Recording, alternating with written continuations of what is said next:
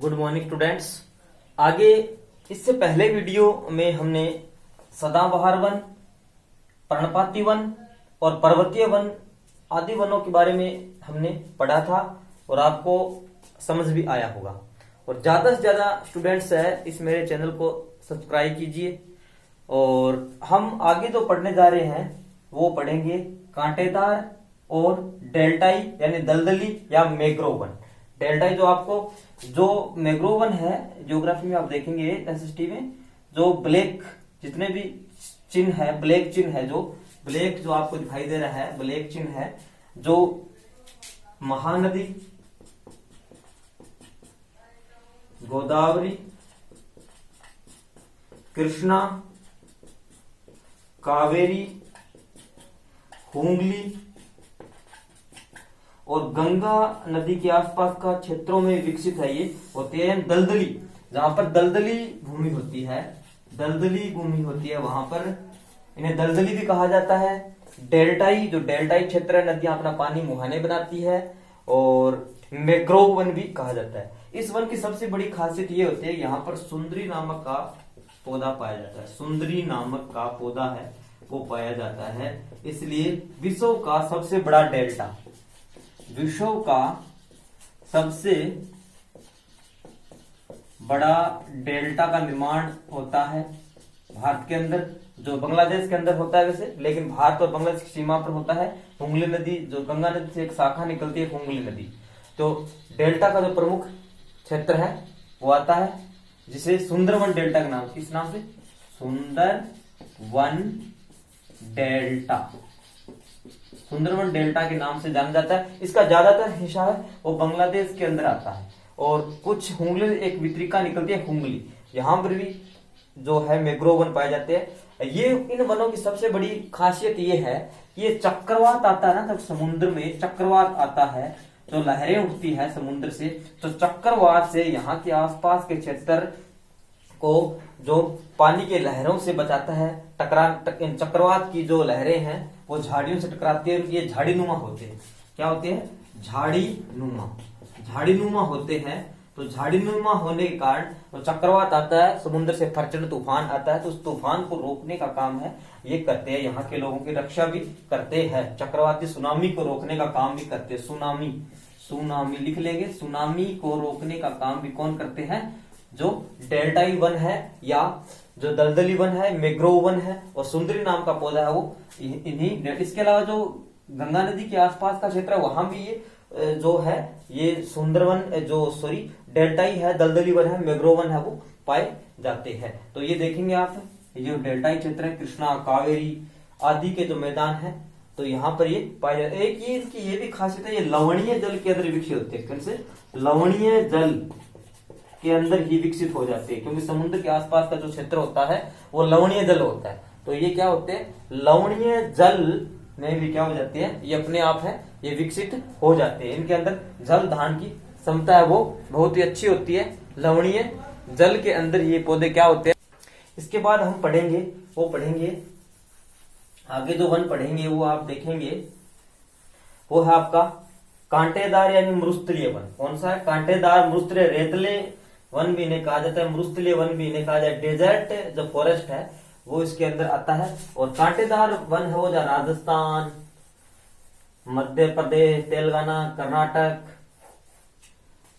तो कांटेदार वन है मध्य प्रदेश, राजस्थान, तेलंगाना, कर्नाटक आदि क्षेत्रों में है ये फैले हुए हैं।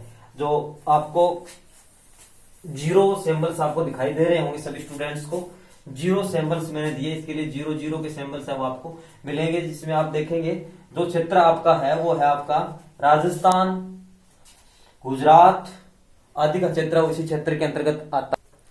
जो आपको मैप में इसमें प्रमुख राज्य है राजस्थान, गुजरात, मध्य प्रदेश,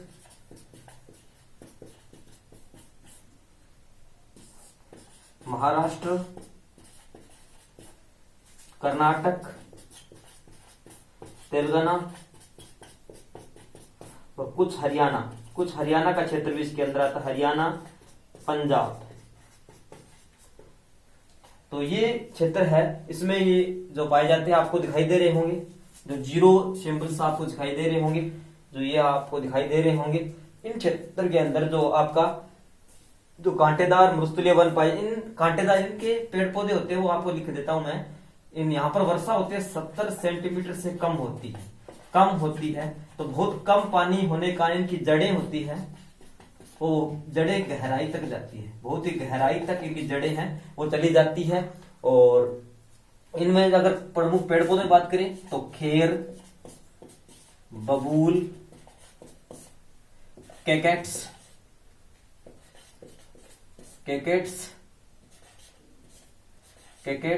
बबूल, खेर, झाड़ी, खेजड़ी, बेर, नागफनी,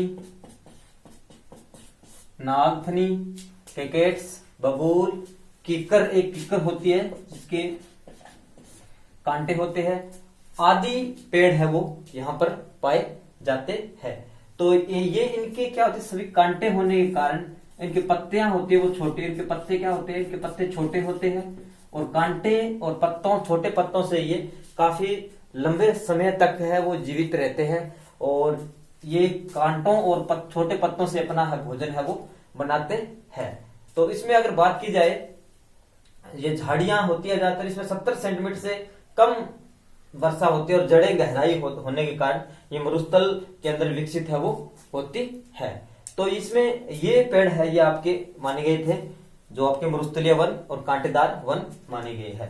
तो जो आपको क्षेत्र दिखाई दे रहा है, गुजरात, राजस्थान, मध्य प्रदेश, महाराष्ट्र, कर्नाटक, तेलंगाना, कुछ हरियाणा का थोड़ा, और थोड़ा सा पंजाब इसके अंदर नहीं है, थोड़ा पंजाब का क्षेत्र माना गया है, थोड़ा पंजाब, हरियाणा आदि का क्षेत्र इसके अंतर्गत है वो आता है। तो अब अगर बात की जाए तो इन वनों के बाद अब अगर हम बात करें तो भारत की जो वन रिपोर्ट है, 2017 की जो रिपोर्ट है, 1988 में एक वन नीति बनाई गई थी, 1988 के अंदर एक वन नीति बनाई गई थी।